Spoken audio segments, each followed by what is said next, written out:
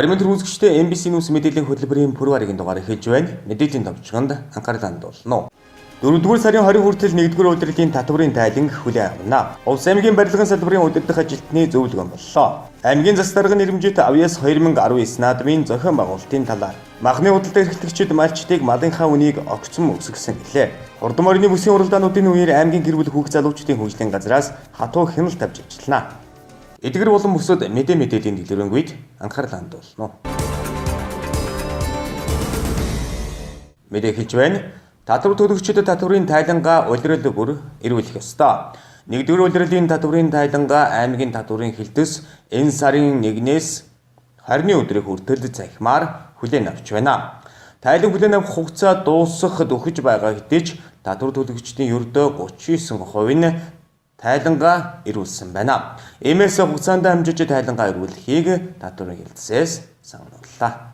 Улс аймгийн татварын хэлтэс татвар төлөгчдөөс нийт 6 төрлийн 3820 ширхэг тайлан хүлээн авах ёстойгоос өнөөдрийн байдлаар 1498 ширхэг тайлан буюу эрүүлэх ёстой тайлангийн 39%-ийг нь хүлээн аваад байна. 6 төрлийн тайланд аж ахуйн нэгжийн орлогын албан татварын тайлан, цалингийн ашигын татварын тайлан, суудхан нэгэн тайлан, газрын төлбөрийн тайлан, түгээмэл тархацтай ашигт малтмалын нөөц ашигласны төлбөрийн тайлан, хадгаламжийн хүүгийн орлогоос суудгасан татварын тайлан зэрэг багтаж байна. За 19 оны 1-р улирлын тайланг бол бид нар 4 сарын 1-ээс эхлээ 20-ны дотор хүлээж авдаг юм хуулийн хугацаатай байгаа. За өнөөдөр буюу 18-ны байдлаар бид нар 1-р улирлд ер нь бол 6 нэр төрлийн тайлан 3820 ширхэг тайлан хүлээж авах ёстойгоос 1498 ширхэг тайлан буюу 39.2% эрсдэлтэй ингээд хангалтгүй өнөөдрийн байдлаар явж байна. За тийм учраас бид нар та бүхэндээ хуулийн хугацаанд буюу одоо 20-ны дотор 2 хоногийн дотор одоо тайлангаа яаралтай илгээхийг татвар төлөгч хуулийн этгээдийн захирал нэгтлэн бодож та бүхэндээ анхааруулж байна. За тайлан илгээхтэй холбогдуулаад татвар төлөгчийн захин татварын тайлангийн систем нэвтрэх нууцыг бол бас солигдсон хүчингүй ийм болцсон байгаа татвар төлөгчдийн нууцыг бид нар сольж өгж байгаа. Ялангуяа одоо захин татварын шинжилэл хийгдсэнтэй холбогдуулаад захин тайлангийн системд маш их хэмжээний мэдээлэл орж байгаа. Тийм учраас татвар төлөгчийн нууцлыг бид нар сайжруулах үүднээс сүүлчийн 4 оронгоор ордог ийм татвар төлөгчийн нэвтрэх нууцыг бүгдээрээ хүчинтэй хугацаа дууссан байгаа учраас татварын хэлтсээр яаралтай ирж солиулах шаардлагатай байгаа. Хоёрдугаартаас анхааруулж хэлэх юм болохоор бид нар зөвхөн нэвтрэх нууцыг сольж байгаа. Түүнээс биш илгээх буюу тоон гараас илгээх нууцыг бол хуучнараа хийвэр байгаа гэдгийг анхааруулж хэлэх байна. Татварын тайлангаа захимаар эрүүлэх ёстой. Хэрэв татвар төлөгч нь өөрсдөө интернет орчин бүрдүүлж чадахгүй байгаа бол компьютер байхгүй бол ажлын цагуудаар татварын хэлтсийн нэг зэгийн үйлчилгээний байранд ирж татвар төлөгчдөд зориулсан компьютерийг ашиглаж тайлангаа эрүүлэх боломжтой юм байна. Мөн түүнчлэн 2020 оноос эхлэн татварын тайлан жилд нэг удаа өгөх эрх зүйн орчин бүрднэ. Тиймээс энэ жилдээ улирал бүр тайлангаа тайлагнах үүрэгтэй юм. Хуулийн хугацаа дуусахад 2 хоног дутуу байгаа. За манай захин татварын систем бас хуулийн хугацаа төхөр ачаал ихттэй гацдаг. Тийм ээ та бүхний бас цаг хугацаа авдаг ийм эрсдэл их гардаг учраас айлуулах хугацаанаас өмнө одоо илгээхэд та бүхэнд анхааруулсаар байгаа. За хэрвээ ямар нэгэн одоо татварын тайлангийн програм гацах нууц үг аваагүйгээсээ болоод илгээж чадахгүй байх ийм эрсдэл гарах юм бол татвар төлөгчийн эрсдлээ бас өөрсдөө хариуцах ёстой. За хуулийн дагуу бол энэ хуулийн хугацаанд эрүүлж чадаагүй татвар төлөгч нарыг бол зөрчлийн хуулиар 1.5 сая төгрөгөөр тооргох юм хуулийн хариуцлага хүлээлгдэг байгаа. Тийм учраас татвар төлөгчд мань өөрсдөө ийм эрсдэлд оруулахгүй тулд хуулийн хугацаанд татварын тайлангуудаа бас илгээхийг анхааруулж байна. Компани хоршоо төрийн бус байгууллага, хэвлэл мэдээллийн байгууллага, шашны байгууллага, банк санхүү, төсөвт газар гэх мэт бүх хэлбэрийн хуулийн этгээдүүд тайлангаа хуулийн хүрээнд эрүүлэх ёстой. Заасан хугацаанд тайлангаа эрүүлээгүй тохиолдолд зөрчлийн тухай хуулийн дагуу 1.5 сая төгрөгийн торгуул ногдуулах, хуулийн хариуцлага хүлээлгэх тул татвар төлөгчдийг төлбөрийн эрсдэлд орохгүй байхыг татварын хэлтсээс анхааруулж байна. Дараагийн мэдээ. Аймгийн барилгын салбарын удирдах ажилтны зөвлөгөөн үргэлжилж байна. Энэ удаагийн зөвлөгөөнийг ажилчин бүр хамгааллын хувцас өмсөж хэвсэжсгээ уран дор зохион байгууллаа. Улсын эдийн засгийн нөхцөл байдал сайжрах хэрээр бүтээн байгуулалтын ажил өргөжин тэлж байна. Улсын хэмжээнд 2019 онд 1.4 их найд төгрөгийн бүтээн байгуулалтын ажил хэрэгжих бөгөөд барилгын салбарт томоохон бүтээн байгуулалтын ажил өрнөсөн жил байх болно. Улс аймагт мөн энэ жил улсын болон орон нутгийн төсөв бусад төсөл хөтөлбөрийн хүрээнд 67.2 тэрбум төгрөгийн барилга ухсралт их засварын ажил хийгдэнэ. Тиймээс барилгын салбарт ажиллах хүчин нэмэгдэн тэр хэрээр хөтөлбөрийн аюулгүй байдлыг сайтар хангах шаардлагатай байгааг энэ үеэр зохион байгуулагчид онцолж байсан юм а. За 2019 онд манай аймагт бол нийтдээ нэг улсын төсвийн хөрөнгө оруулалт болон аймаг орон нутгийн хөрөнгө оруулалт төсөл хөтөлбөрүүдээр нэг $60.2 тэрбум төгрөгийн барилга ухсралт их засварын ажил хийгдэх ёстой. Энэ барилга ухсралт их засварын ажлыг барилгын норм ба дүрмийн дагуу чанарын өндөр түвшинд хийж хөдөлмөр хамгааллын аюулгүй ажиллагааг чанд мөрдөж ажиллах зорилготой байгаа. Өнгөрсөн 18 ондор тулгуурлаад одоо ярихад 18 онд бол Увс аймгийн хэмжээгээр нэг 44 орчим тэрбум төгрөгийн хөрөнгө оруулалт ажил хийгдсэн байгаа. Эдгээр ажлууд бол оны төгсгөлтэй хөрөнгө оруулалт нь бол 100% хийгдэж дууссан байгаа. Ер нь энэ дээр бол улаан зохион нэгжүүд энэ тендер төсөл хөтөлбөртөө шалгарч тусдаа ажиллаа хийсэн байгаа. Энэ дээр бол манай байгууллагын зүгээс бол барилгын захиалагчийн хяналтыг бол хэрэгжүүлэн ажилдаг. Захиалагчийн хяналтыг бол хэрэгжүүлэн ажиллах хугацаанд бол сайн ажиллаад одоо хариуцсан объектад сайн сайхан барьж байгуулж байгаа нэгэн байхад бас тогтоосон хугацаанд ажиллаа хийдгүү бас барилгын нурам дүрм технологиг ноцтой зөрчсөн байгууллагууд бас мэрсээр байхыг бол үгүйсэхгүй байгаа.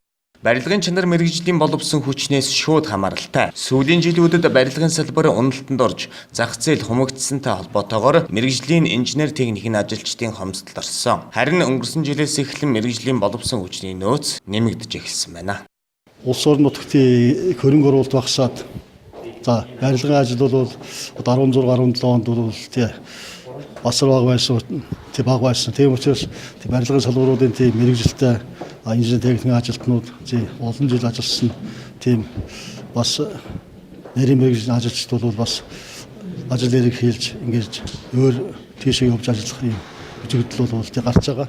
18 оноос буцаад бол Монгол Улсын эдийн засаг 6.8% сэргэснээр манай аймагт бол хөрөнгө оруулалт ихсэж байгаа учраас буцаад бол яг одоо энэ хэмжээгээр барилгын инженер техникийн ажилтнууд мэрэгжилтэй ажилчид бол буцаад бол одоо орон нутгад ирж ажиллах тийм шинж байдлын өнөөдрийн байдлаар харагдаж байгаа. Барилгын салбарын хөдөлгөх хүч, үнэт капитал бол ажилчдын юм. Тиймээс барилгын салбарт ажилладаг компани, аж ахуй нэгжүүд ажилчдынхаа аюулгүй байдалд анхаарах цаг нь ирснийг хэлж байгаа юм а. Ажил гүйцэтгэгч компани бүр эхний ээлжинд хөдөлмөрийн аюулгүй байдал эрүүл ах ухаан ажилтныг томилуулан ажилуулах, хөдөлмөрийн аюулгүй байдал эрүүл ах ухаан зөвлөл байгуулж хяналтыг сайжруулах, мөн түүнчлэн хөдөлмөрийн аюулгүй байдал эрүүл ах ухаан сургалтуудыг үе шаттайгаар зохион байгуулах шаардлагатай байгаа юм а.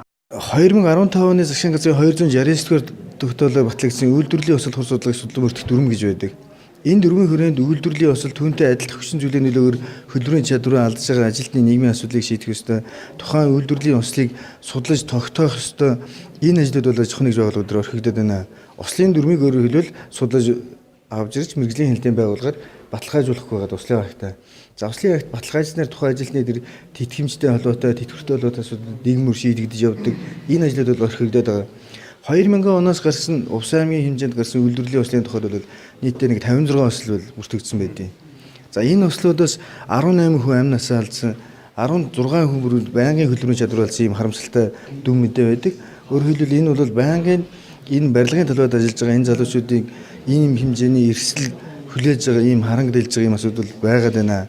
Тэгэхээр энэ урьдчилан сэргийлэх арга хэмжээнүүдийг бол зайлшгүй нэгдүгürt авах хэрэгтэй байна. Ажил олгогчийн зүгээс тухайн барилгын ажлыг гүйцэтгэж байгаа аж ахуй нэгжүүд компаниуд байна. Заавал энэ урьдчилан сэргийлэх арга хэмжээ буюу сургалтууд, хамгаалах хувьс хэрэгслийн голголтууд, ажлын байранд их анхан шатны зааварчлал, ажлын байранд их сургалтыг энэ дадлыг хөдөлмөрийн аюулгүй байдал эрүүл ахуйн соёлыг нэвтрүүлэх энэ арга хэмжээг зайлшгүй мөрдлөг болгож хамгийн нэгдүгээр тавих хэрэгтэй байна. Барилгач нь одоо эрсдэлтэй салбарт тооцогч явдаг.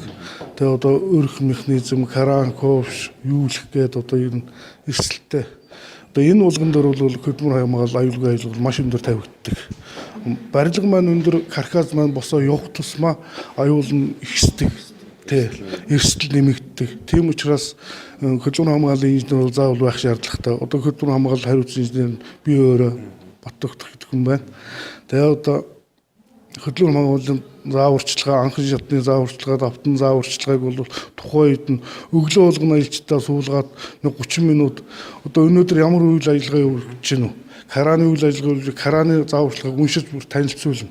Тэд нартай танилцуулаа, караачнд нь өгөөд, дохиончнд нь албан ёсныхын зааварчилгааг тусгаална өгнө. Тэгээд одоо үндсэн ажилтан гаргадаг. Өглөө болгон хөдөлмөр хамгааллын дэвтэр гарах хөлийн үсгийн зурвуулна тий. Тэгээд одоо үзүүлэх, харуулах материал юмнууд нь бол бүрэн бүгд байгаа. Миний хувьд бол бүхэн бэлэн байгаа. Бүгдийг үзүүлж харуулад тэгэл одоо ажилтан гаргана. Манай аймагт барилга угсралт, барилгын материал үйлдвэрлэл, зураг төслийн чиглэлээр тусгай зөвшөөрлөлтөд 50 гаруй аж ахуй нэгж байгаа хэдий ч одоогийн байдлаар хорь хүрэхгүй нь идэвхтэй үйл ажиллагаа явуулж байна.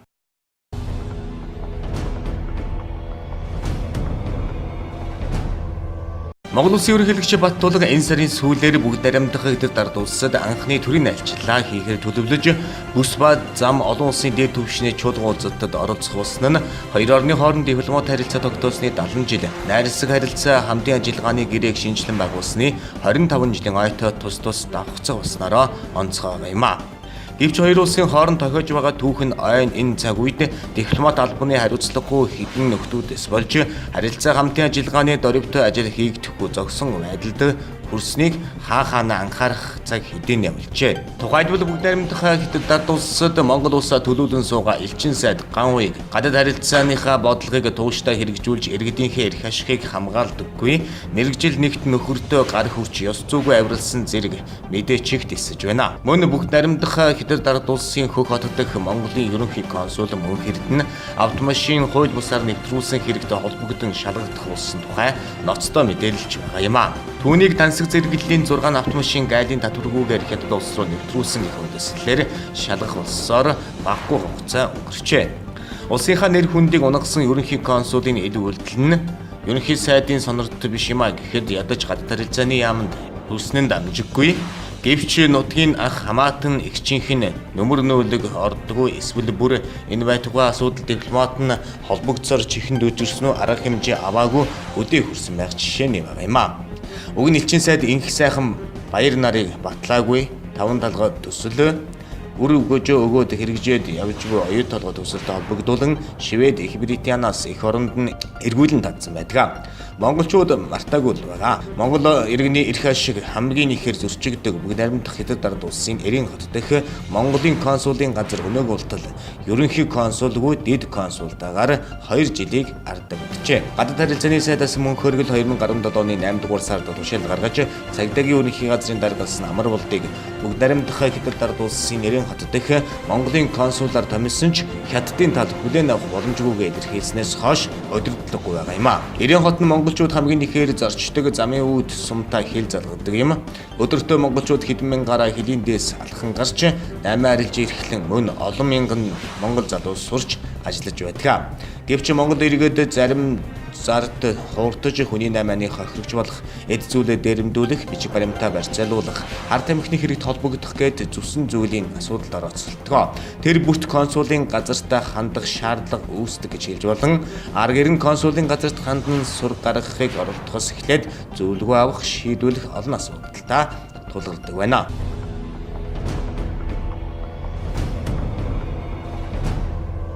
Монгол Улсын ерөнхийлөгч Алтмаагийн Баттулга бүгд хамгааллын асуудлаар зарлиг гаргалаа. Монгол Улсын ерөнхийлөгчийн зарлиг засгийн газарт чиглэл өгөх тухай Монгол Улсын үндсэн хуулийн 33 дугаар зүйлийн 1 дэх хэсгийн 3 дахь заалт Монгол Улсын ерөнхийлөгчийн тухай хуулийн 12 дугаар зүйлийн 12 дахь хэсэгт заасныг тус үндэслэн зарлиг болгох нь хүүхдийн хөгжил хамгааллын чиглэлээр хэрэгжүүлж байгаа олон талтай ажлыг эрчимжүүлэх зорилгоор дараах арга хэмжээг авч хэрэгжүүлэхийг Монгол Улсын засгийн газар ерөнхий сайд хүрэлц өгт чиглэл болгосон байна. 2019-аас 2020 оныг хүүхдийн хөгжил хамгааллын жил болгон зарлах, хүүхдийн эрхийн тухай, хүүхэд хамгааллын тухай, гэр бүлийн хүчирхийлэлтэд тэмцэх тухай хуулийн хэрэгжилтийн үр дагаварт үнэлгээ хийж харилцан уян дата хэрэгжүүлэх, хүүхдийн хөгжил хамгааллын үндэсний хөтөлбөр болон осол гэмтлээс сэргийлэх үндэсний хөтөлбөрийн хүрээнд Хүүхдийн хөгжлийг дэмжих, урьдчилан сэргийлэх, хамгаалах чиглэлээр төлөвлөсөн үйл ажиллагааны хэрэгжилтийг эрчимжүүлж, салбар хоорондын уялдааг хангаж ажиллах, хүүхдийн эрхийг хамгаалах, аливаа эрсдэлээ сэргийлэх, хүүхдээ эерэг аргаар хүмүүжүүлэх, эх орон чөтгөл төлөвшүүлэх чиглэлээр олон нийтийг соён гэгэрүүлэх ажлыг үе шаттай зохион байгуулах, эцэгхийн үүрэг оролцоог нэмэгдүүлэх, гэр бүл төвтэй хүүхэд хамгааллын үйлчилгээний чанар хүртээмжийг сайжруулах, хүүхэд гэр бүлийн хөгжлийг дэмжих үйлчилгээ үзүүлж байгаа хувь хүн хуулийн этгээдийг дэмжих, хүүхдэд үзүүлэх эрүүл мэндийн үйлчилгээний чанар хүртээмжийг сайжруулах, аймаг дүүргийн өсвөр үеийн кабинетаар үйлчлүүлж байгаа хүүхдүүдэд сэтгэл зүйн болон бусад шаардлагатай зөвлөгөө туслалцааг үзүүлж хэмших, хүүхдийг цахим орчны халдлагаас хамгаалах, тодорхой арга хэмжээг төлөвлөн хэрэгжүүлэх, үр дүнг үнэлж хэрэгжилтийг сайжруулах, энэ чиглэлээр хуулийн төсөл боловсруулж, улсын их хурлд өргөн мэдүүлэх, ард тамхи мансууруулах бодисоор өсвөр залуу үеийг хордуулж байгаа нөхцөл байдлыг судлан, шалтгаан нөхцөлийг арилгах арга хэмжээг төлөвлөн хэрэгжүүлэх, хүүхдийн хүмүүжил ёс суртахууныг гэр бүлд нь төлөвшүүлэх, гэр бүлийн боловсрол олгох нөлөөллийн үйл ажиллагааг үе шаттай зохион байгуулах, үндэсний хэмжээнд гарч байгаа хүүхдийн хөгжил хамгааллын бүх төрлийн хөтөлбөр контентын агуулга чанарыг сайжруулах, нийгмийн ажилтны гэр бүл боловсрол эрүүл мэнд хувь сахиулах байгууллага зэрэг бүх салбарт ажиллаж байгаа албан тушаалын тодорхойлтыг хүүхэд хамгааллын чиглэлээр хүлээх үүрэгтэй нь уялдуулан шинжилж, нэгдсэн арга зүй хариуцлагын зарчмаар ажиллах нөхцөлийг бүрдүүлэх, хүүхдэд зориулсан бүтээгдэхүүний дотоодын үйлдвэрлэлийг хөгжүүлэх, бүтээгдэхүүний нэр төрлийг нэмэгдүүлэх, үндэсний үйлдвэрийн бүтээгдэхүүнийг түлхүү хэрэглэх соёлыг дэмжих, импортын хүнсний бүтээгдэхүүн, хүүхдийн тоглоом хэрэгсэл тавих хяналтыг сайжруулах, зарилгын нэгдэх хэсэгт заасан арга хэмжээг хууль тогтоомжоор хүлээсэн үндсэн чиг үүрэг тухайн жилийн төсвийн хүрээнд зохион байгуулж, хэрэгжилтийн талаар дараа жилийн 2 дугаар улиралд багтаан Монгол Улсын ерөнхийлөгчд болон олон нийтэд мэдээлж байхыг засгийн газар ерөнхий сайд хүрээс өгтө даатгасугай. Хүүхдийн хөгжил хамгааллын жилийн хүрээнд хүүхдийн эрхийг хүндэтгэх, эрсдэлтэй нөхцөлд амьдарч байгаа хүүхдэд туслах, хүүхдийн эрх зөрчигдөхөөс урьдчилан сэргийлэх, хамгаалах чиглэлд идэвх санаачлаг гаргаж ажиллахыг ард иргэдэд уриалсан.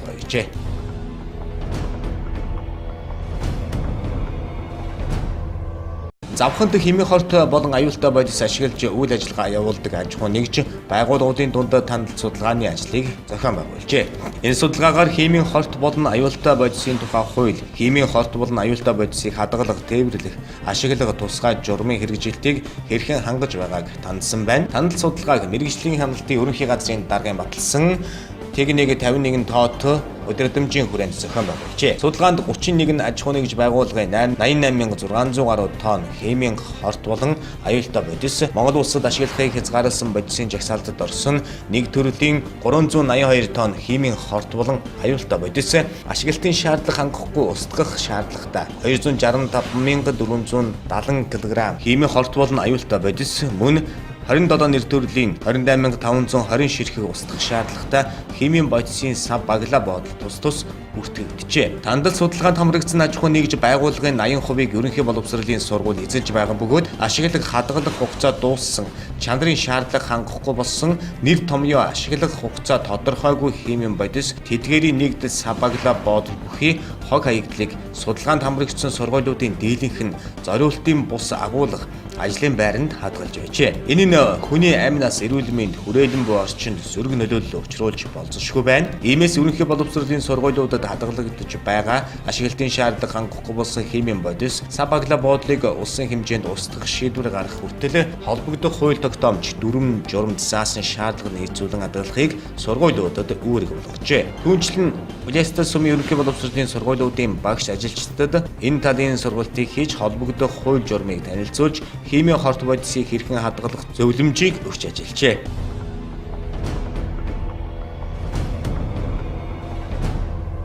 Улсын хурлын гишүүн болон нарын 6 гишүүн улсын хурлаас төр хороо байгуулах тогтоодын төсөл өргөмөрсөн.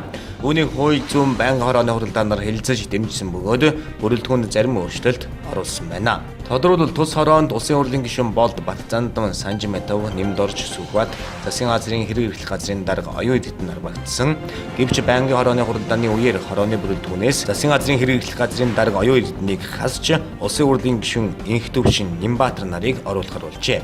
Төр хороо байгуулах болон бүрэлдэхүүнийг чуулганы нэгдсэн хуралдаанаар эцэслэх юм а.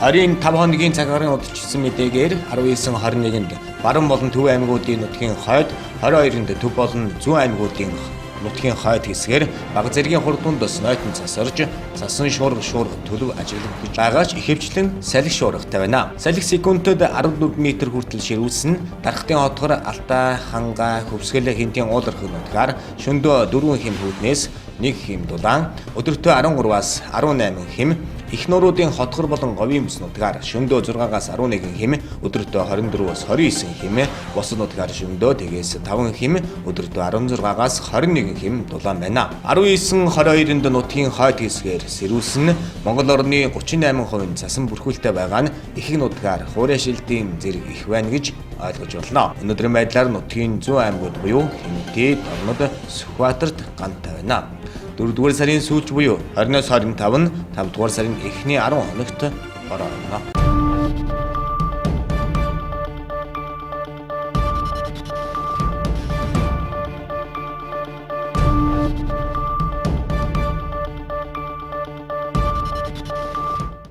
Дараагийн мэдээ. Аймгийн засаг даргын нэрэмжит авьяас хүүхдийн 27 дахь наадам 5-р сарын 3-наас 5-р сарын 8-ны өдрүүдэд Улаангом хотноо зохион байгуулагдана. Өнгөрсөн жилийн авьяас наадмын эхний шатыг бүсчилсэн хэлбэрээр зохион байгуулж, бүсэд шалгарсан авьяаснууд эхнэн байруудын төлөө Улаангом хотноо ирж өрсөлдсөн юм а. Нийт 3000 гаруй хүүхэд оролцсон байдаг. Авьяас 2019 хүүхдийн урлагийн наадмын зохион байгуулалтын талаарх дэлгэрэнгүй мэдээллийг тодорхойлуулангаас хүлээн авч үзнэ. Гийн засаг даргын нэрэмжит урлаг өрн бүтээлийн авьяас наадам маань энэ жил 27 дахь жилдээ 5 сарын 3-наас 5 сарын 8-ны өдрөд зохион байгуулагдахаар бэлтгэл ажлаа хангаж ажиллаж байна. Энэ жилийн авьяас наадам маань урлагийн төрөл буюу А төрөл маань 22 төрлөөр, уран бүтээлийн төрөл маань уран бүтээлийн буюу Б төрөл маань 11 төрлөөр явагдахаар бэлтгэл хангаж байна. За А төрлүүд мэдээж ойр төгжмөжийн театрт явагдана. Б төрөл бол Улаангом политехник коллеж дээр явагдахаар юм бэлтгэл ажил хангаад ажиллаж байна. За энэ авьяастай холбогдлолтоос мэдээлэл өгөхөд бол за боловсрол соёлын шинжилгээ спортын сайдын тушаал гарсан 4 сарын 2-ны А92 тоо тушаал гарсан байгаа. Энэ бол ямар учиртай гэхээр бага насны хүүхдүүдийг ямар нэг уралдаан тэмцээн зохион байгуулахгүй гэсэн юм тушаал гарсан боловч энэ тушаал маань ямар учиртай яг тэр тухайн байгууллага орон нутгийн нөгөө жилийн ажлын төлөвлөгөөнд тусгагдсан яг хуваарийн дагуу явж байгаа ийм ажлыг бол зөвшөөрнө гэсэн зөвшөөрлөлттэй байгаа. Тэгэхээр энэ манай энэ авьяас уралдаан маань мэдээж 2019 оны нэг аймгийн нийгмийн эдийн засгийг хөгжүүлэх үндсэн чиглэлд тусцсан засаг даргын манай хөтөлбөр тусцсан 16-аас 20 оны. Тэгээ энэ жилийн хүүхдийн салбарт хүүхдийн зөвлөл гэж байдаг салбар зөвлөл. Энэ зөвлөлийн үйл ажиллагааны бас ингээд тусцсан ийм ажил байгаа учраас авьяас уралдаан маань явдгаараа явнаа. Тэгэхээр энэ тушаалтай холбогдлолтойгоор цэцэрлэг болон 1-ээс 5 дугаар ангийн хүүхдийн дунд бас энэ авьяас уралдаан болохгүй нэ гэсэн тийм яриа бас багш нар бас маш их асууж байгаа. Энэ дээр бол энэ бол асуудалгүй оролцоо явна гэсэн тийм юутай байгаа, зүйлтэй байгаа. За мөн ахлах насны төрөл энэ бүжгийн төрлөлд спорт цэнгэнд бүжгээд орсон байгаа гослол төрөл дээр тодорхойлоод хэлэхэд бол энэ болохоор жишээлбэл нөгөө нэг бага насны төрөл дээр гослол бүжиг маань ардих байна. Дунд насны дээр спорт чөлөө сэтгэлгээний ахлах насны дээр спорт цэнгэнд гээд орсон байгаа. Тэгэхээр спорт цэнгэнд бүжгийн гослол гэхээр бас зарим хүмүүс ойлгохгүй. Спорт цэнгэнд төрлийн гослол гэдэг маань ерөөдөө хоёр хүн оршиж бүжиглэх ерөөдөө спорт цэнгэний гослол гэж ярьдаг. Яг ганц хүн яг спорт цэнгэний гослол гэж ерөөдөө байх. Хоёр хүний хоршлыг бол ерөөдөө спорт цэнгэний хоршил бүжиг гэж яригдж байгаа. Тэгэхээр энэ дээр бол ахлах насны ангилалд оролцогчд маань спорт цэнгэд бүжгээд бол хосороо бэлдэж орж ирэх нэ гэж байгаа. Тэгээ энэ жил бол яг бид нөгөө оюуны спортын төрлүүдийг ингэж оруулж ирсэн. Энэ дээр бол яг нэг алдаа гарсан. 1-ээс 5 дугаар ангид бол STEM хөтөлбөрөөр өрсөлдөн. Энэ маань 5 хүний бүрэлдэхүүнтэй дунд насны ангилд бол 4-ийг харьцах нь 4 шоу. Ахлах насны ангилд бол 5-ыг харьцах нь 5 гэсэн ийм шоунуудаар ингэж өршөлтөө бүгд 5 хүнийг бүрэлдэхүүнтэй. Тэгэхээр систем хөтөлбөр бол оролцогч маань систем хөтөлбөр болно. Юугаа рубрик шоугаа бол тухайн тэр болох газар авч очих юм байна. Тэр 5 хүнийг бүрэлдэх. Энэ мэдээч бол ингээд шоу эвлүүлэх систем хөтөлбөр эвлүүл өөрөө бэлтгэх юм шиг. өөрөө бэлдээд ирнэ. Систем хөтөлбөр бол угаас ингээд яг явагдаж байгаа учраас сургуулиуд дээр байгаа. Тэрийгээ бол ингээд өөрсдөө тэгээ баг тамирчид байна аваад ирнэ. Тэгээ мэдээж бол эндээс өгдлөөр манай боловсрал соёл урлагийн газартайгаа бол яг энэ Б төрөл төр ингээд хамтраад харилцан мэрэгчлэлтэн бол дахиад нэмэлтээр одоо ингээд чиглэл өгнө. Яг ийм ингээд дахиад бэлтгэсэн чиглэлийн дагуу ингээд бэлдээд юу оюуны спортын төрөл төр бол тэгээд орж ирэх юм байгаа шүү. За мөн Б төрөл дээр бас их нийтлэг асууж байгаа зүйл бол энэ энэ дээр чи юу уран хатгамлын төрөл оролцохгүй байгаа юу гэсэн байгаа. Энэ жилийн төрөл юун дээр бол Б төрөл дээр уран хатгамлын төрөл ерөнхийдөө бол оролцохгүй байгаа. Энэ жил бол уран хатгамлын төрөл Б төрөл дээр байхгүй байгаа гэдгийг хэлмээр байна. Тэгээ ерөнхийдөө бол энэ жилийн авьяас наадам маань урд жилүүдэд 2016 он 17 оны авьяас наадмыг бид бол яг язгуур урлагийн чиглэлээр яг ардын язгуур урлагийн чиглэлээр явуулсан.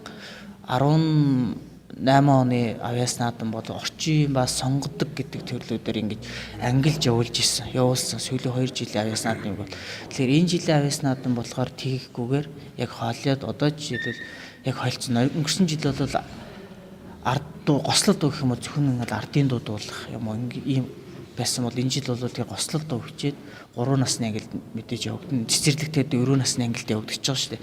Тэгэхээр яг вэ гэхээр энэ жил бол тийм байхгүй. Гослол дуу гэх юм бол тэр хүүхэд маань зохиолын дуу, ардын дуу, одоо жишээл мэрэгжлийн офер дуу ч юм уу. Тий ямар нэг өөрхөө яг сонгосон, өөрхөө чадан гэсэн дуугаал сонгож дуулах ёстой. Дуулахаар аваад зөвхөн жишээ аваад хэлэх дуун дээр мөн хөгжим юун дээр бол бүгд яг адилхан юм байгаа. Тэгээ энэ жил хувьд манай аймаг бол мэдээж маш их онцлогтой язгуур урлагийн тал дээр маш их баялаг өв сантай учраас язгуур урлагийн төрөл маань урд жилүүдэд 4 төрлөөр явагддагсан бол энэ жил бол арай дотор нь ингээд задлаад язгуур урлагийн төрлүүдийг дотор нь задлаад ерөнхийдөө нэг 7 төрлөөр язгуур урлагийн төрлүүд маань явагдахаар өдөртөнд тусцсан байгаа. Тэр өнгөрсөн жил бол бүсчлээд бас тодорхой хэмжээний шүүгээд тийм ээ аймагт бол ирж төвдөө зохион байгуулсан шүү дээ. Тэр нь бас хөдөөнөөс урд жилүүдэд бас олон хоногор ирдэг хол сумуудаас ирдэг олон хоног энэ олон өмд байдаг асуудал байсан бас цэгцэлсэн байгаа. Энэ жил бол хуучлалгад шилжиж байгаа юм байна тийм ээ аймгийнхаа төв дээр нэгдсэн журмаар зохион байгуулдаг юм байна. Тий энэ жил бол аймгийн төв дээр нэгдсэн журмаар зохион байгуулад нодин жил мэдээж 3 бүс дээр зохион байгуулад наашид дахиад орж ирсэн. Тэгэхээр ерөнхийдөө ямар эндээс бас давуу тал байгаа ч гэсэн сул тал бас байна.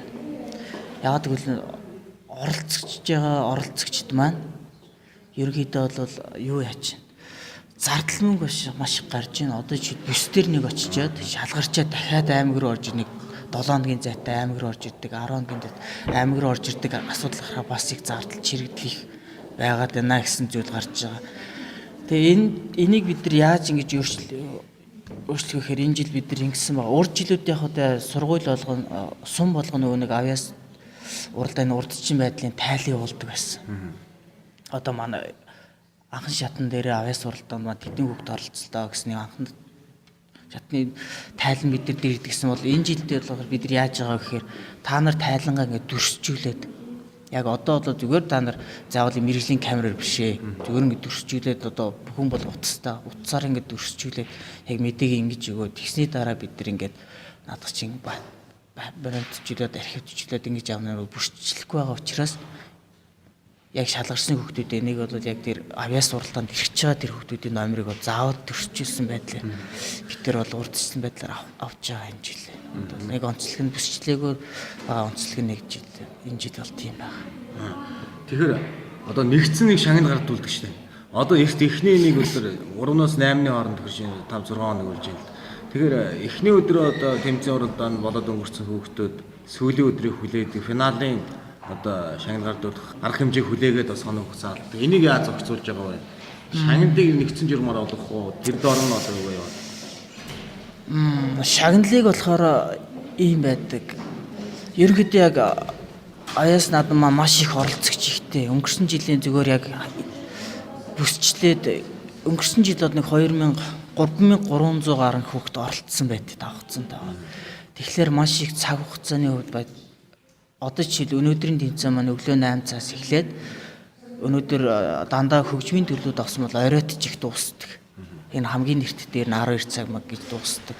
Бид нэг шахаж явуулах учраас тэгэхээр урд жилүүд болохоор энэ жил болохоор яа нөхөр өнөөдөр эхний өдөр бол цэцэрлэгээр эхэллээ гэх юм бол цэцэрлэг дээр тэр орой 12 цаг болцсон үед бол дахиад шагнал өгөөд зогсож явах боломж их таар байдаг. Тэгэхээр маргааш өглөө буюу 3 давьяас цэцэрлэгийн нас ихсэн бол цэцэрлэгийн насныхан маань 4-ний өглөө нэг 10 цагийн үед шагналаа авдаг.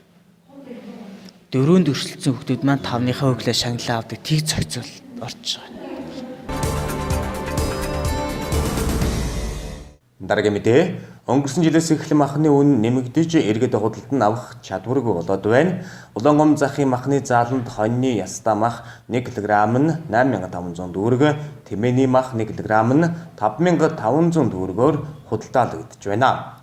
Худалдаа эрхлэгчдийн хэлж байгаагаар малын тарга твэрэг муу байгаа учраас өнтөө тарган гарсан сумын малчид малынхаа үнийг хэд их нэмснээс махны үн инхүү нэмэгдсэн гэж байна.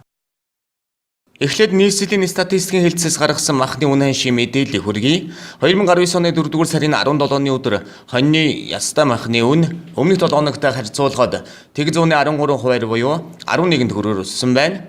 Хоньны цул махны үн харин өмнөх 7 хоногтой харьцуулахад 113% буюу 100 төгрөгөөр тус өсчээ. Хоньны ястаа мах 1 кг нь дунджаар 8744 төгрөг, үхрийн ястаа мах 1 кг нь дунджаар 9642 төгрөгийн үн анштай байна. Адууны ястаа махны үн өмнөх 7 хоногт харьцуулахад 174% буюу 50 төгрөгөөр буурсан. Харин ямааны ястаа мах 1 кг нь дунджаар 6700 төгрөгийн үн анштай байгаа юм а. Тэгвэл Увс аймагт хоньны ястаа мах 1 кг нь 8500 төгрөг буюу ердөө нийслэлээс 250 орчим төгрөгөөр хэм дүнээр худалдаалагдж байна. Хэд өндөр үнэтэй байгааг худалдаа эрхлэгчид махны хомсдол үүссэн мөн малчид малаа хэтэрхий үнэтэй зарж байгаатай холбоо нь тайлбарлаж байна. Харин тэмээний ястаа махны үн харьцангуй бага буюу 1 кг нь 5500 төгрөгийн үнэтэй байна.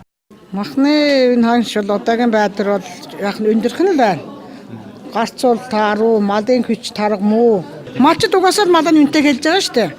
Түүнээс бид нар малчтаас энэ багтаа авчрах юм бол хөдөлмөрчтэй бид нэр гайгүй нарил зарахыг бодно шүү дээ. Удагаар бол ирээсээ тийм эм хойны юм богцог ирээсээ тийм байхгүй зарахгүй шүү дээ. Малч чинь одоо бол бид нар манайхны хүмүүс явж авч байгаа хүмүүс ирээсээ хонь л шүүж тэр айлын хотноос шүүж яагаад нэг ганц хоёр хонь л авчихна. Түүнээс хонь богцог юу ч байхгүй ямар ч тийм алдаг тийм нэг зүйл. Энэ зарж байгаа мах хоньны мах уу тий? Хоньны мах. Шинэ мах уу? Шинэ мах нь. За та хаанаас авав? Энэ хоошоос цаглаас дэрж байгаа. Тэр цагл голдууд яваал талд яваал манайх нь улжраад байгаа юм чи. Энэ бас 90 хонь уу тий? 90 хонь. За хэдээр авав та? Энэ удаа газар дээрээс мар 200 мянгаар авчиж байгаа шүү дээ. Тэгэл дээр нь бид нар андан зардал байна, тээврийн хөс байна. Татвар түрээс байна. Шууд 200 мянга л гэж байгаа юм уу тий? Тийм шүү дээ. Малчинаас 200 мянга гэдэг шүү дээ. 180-аас 200 мянга гэж хэлэн тэгээд тэргүй чи бид нар бензин тосгон гэж шатгуунаа гэж авчирна. Тэгээд одоо авчираад энд бид 8-аас 8500 хоорон зарж байна. Үйлгээ байхгүй биднес ард түмний амьдрал таархан байх шүү. Тарга хүчин үед хэр байна? Тааруу. Авсан Сайн муу энэ ч одоо бид нэр хотон дотроос нь шилжил авчирж байгаа шүү дээ. Тэгээд гэрэмэр муу юм гарна, сайн юм гарна, харилцсан айл энэ малаас л шалтгаалж шүү дээ. Тэгэхээр тэмээний махны борлуулалт хэр байдгийг одоо үн анш нарийн харьцангуй гайгүй шээ 5500 хэрэг 3000 төгрөгөөр бага байна. Тэмээний мах 5500. Өө борлуулалт яг хөө тэгэл мэдээж тийм их сайн биш. Бол төлөв тэгэл 300 л авдсан шүү дээ тэмээг бол. Энд ирэнгэж байхгүй очиж аав юм гэж. Зах дээр зөвхөн тэмээний мах, хоньны мах худалдаалагдж байна. Худалдаа эрхлэгчид малчтаас хамгийн тарган гэсэн хоньыг өөрсдийн санал болгосон үн ханшаар нь буюу 180 мянгаас 200 мянган төгрөгийн хооронд худалд нь авдаг байна. Хоньны махны хувьд бөөний үн 6700 төгрөгийн үн ханштай байгаа бөгөөд нэг хоньны гулууз мах 220 мянган төгрөг болж байна. Төрийн албан хаагчийн дундаж цалин 500 мянган төгрөг гэж үзвэл цалингийнхаа 50%-аар мах худалд авч байна. Үлдсэн 250 мянган төгрөгөөр сарынхаа бусад хэрэгцээгээ хангахад хүрчээ. 218 долларын төгрөг болж шүү дээ. 218 доллар. Килограмм нь хэд гэж юм? 7600 гэж байна. Тийм. Таны үнэтэй байна уу? Мах? Хүнтэй л шүү дээ. Жижигдэнгээс нь 8500 гэж байгаа шүү дээ. Жижигдэн 8500 гэсэн. Юу 50 морилын хэл 50 морилын тэгээд одоо өдрөөс мах олдохгүй мал зарахгүй юм шиг л шүү дээ. Малцтай бол тийм юу та Нолрын дээр гарсан үнэтэй гэж учраас малцтаас мал зарах хууруулсан байх шиг. Тэгээд махнаа гэдэлт хэрэгцээ өгсөж байгаа хэл гэж бодсон юм. 60 сая малтай хэдийч сарын цалингийнхаа талаар нь зөвхөн махныхаа хэрэгцээг хангаж байгаа нь ягаад ч байж боломгүй зүйл юм а. Тиймээс махны үнийн зохицуулалтыг төрөөс зайлшгүй анхаарах шаардлагатай байгааг иргэд хэлж байна. Дараагийн мэдээ. Засгийн газрын тогтоолын дагуу 5 дугаар сарын 1-ээс эхлэн хурдан морины уралдаанууд зохион байгуулагдах гэж байна. Уралдаануудын үеэр аймгийн гэр бүл хүүхэд залуучуудын хөгжлийн газар уралдаан зохион байгуулагчтай хамтран уралдаанч хүүхдүүдийн эрхийг хамгаалах, аюулгүй байдлыг хангах тал дээр хатуу анхаарч хяналт тавьж ажиллахаа мэдэгдлээ. 2018 онд нийт улсын хэмжээний 491 уралдаанд 11,000 гаруй хүүхэд оролцож, тэднээс 661 нь мориноос онож, 98 хүүхэд бэртэж гэмтсэн байна. Харин 2 хүүхэд хөгжлийн бэрхшээлтэй болж, 1 хүүхэд амь насаа алдсан харамсалтай тоо баримт байгаа юм а. 2019 он гарсаар 1 хүүхэд сунгааны үеэр морин дайруулж амиа алдсан хэрэг гараад байгаа нь өвөл хаврын уралдааныг бүр мөсөн хориглохоос аргагүй байдалд хүргэжээ. Өнгөрсөн жилийн аймгийн Баяр наадмаар 4 хүүхэд мориноос онож хүнд хөнгөн бэртэж гэмтсэн тоо баримтж бий юм а. Тиймээс унаач хүүхдийн аюулгүй байдалд онцгой анхаарах шаардлага тулгарч байна. Тэгэхээр улаан сумын одоо хурдан морины уралдаан төвийн бүс тийм ээ 5 сарын 1-нд зохион байгуулагдахаар одоо тов гараад байна. Тэгэхээр одоо баруун бүс, зүүн бүс гэдэг бас сумууд бол яг хараахан өдрөө товлоогүй. За төвийн бүс бол нэгэнд болох ч байгаа холбоотойгоор зарим сумдын хувьд өдөр нь бас хойшлогдож байна, өнөөдөр хүрэлцэж байна гэсэн ийм чихтэй бид бүхэн сая бол мэдээллийг холбогдож авлаа. Тэгэхээр манай хүүхдийн байгууллагаас бол одоо хүүхдтэй маш сайтар хяналтыг тавьж ажиллана, жил бүр бас ажилдаг. За энэ жилийн хувьд бол хувцсны стандартад өөрчлөлт орсон байгаа. Өмнөх жилүүдэд бол MNS 6264/2011 гэсэн стандартаар явж исэн бол одоо энэ жилээс эхлээд MNS 6264/2018 гэсэн стандартаар явахаар болсон байгаа. Тэгэхээр яг зохион байгуулагчдын зүгээс болно. За хурдан морь уралдуулж байгаа эзэдийн зүгээс юу анхаарах вэ гэхээр хүүхдийн аюулгүй байдлыг хангаж, за хүүхдээ бас даатгалжуулсан байх шаардлагатай. За манай байгууллага бол өнгөрсөн жилүүдэд 2-3 даатгалагч даатгалын компанитай хамтарч бас гэрээ байгуулж ажилладаг байсан. Тэгэхээр уяач зөвхөн манай байгууллагаар дамжуулж даатгалд хамруулахгүйгээр за одоо гадуур бас даатгалын компаниуд байгаа. За энд бол хүүхдээ даатгуулсан байх шаардлагыг бас биелүүлсэн байх хэрэгтэй. Тэгэхээр манай байгууллагаас бол за сумд бас манай байгууллагаас мэрэгчлэтнүүд ажиллаж байгаа. Тэгэхээр тэр мэрэгчлэтнүүд маань шаардлагатай байвын төвийн бүст бол манай байгууллага одоо хүүхдийн эрх хамгаалсан байцаагч нар очоод хяналтаа тавиах юм а. Тэгэхээр яг зохион байгуулагчдын зүгээс хамгийн гол нь хүүхдийнхээ аюулгүй байдлыг бодооч. Стандартын дагуу хувцас хамгааллын хэрэгсэлтэй уралдуулаач гэсэн шаардлагыг манай байгууллагаас тавих болно. Тэгэхээр манай байгууллагаас ч гэсэн цаашдаас бүх одоо уралдаануудад цаашдаа хяналтаа тавиа явах юм а гэдгийг энэ хүү мэдээлэлээр дамжуулж бас хүргэж байна. Монгол Улсын шадар сайд инх төвшний өгсөн үүрэг чиглэлийн дагуу стандартын үндэсний зөвлөл 2018 оны 5 дугаар сарын 31-нд туралдаж, үндэсний морин уралдааны морь унаач хүүхдийн хамгаалтын хувцас морины хэрэгсэл тавигдах шаардлага MNS 6264/2018 стандартыг баталсан байдаг. MNS 6264/2018 шинэ стандарт батлагдсанаар уралдаанч хүүхдийн хамгаалтын малгай хантааз гутал бээли зэрэг хувцас тавигдах мөрдлөг тодорхой болсны дээр шаардлага илүү нарийсан байна. Энэхүү стандартыг уяач нар биелүүлэх үүрэгтэй юм а.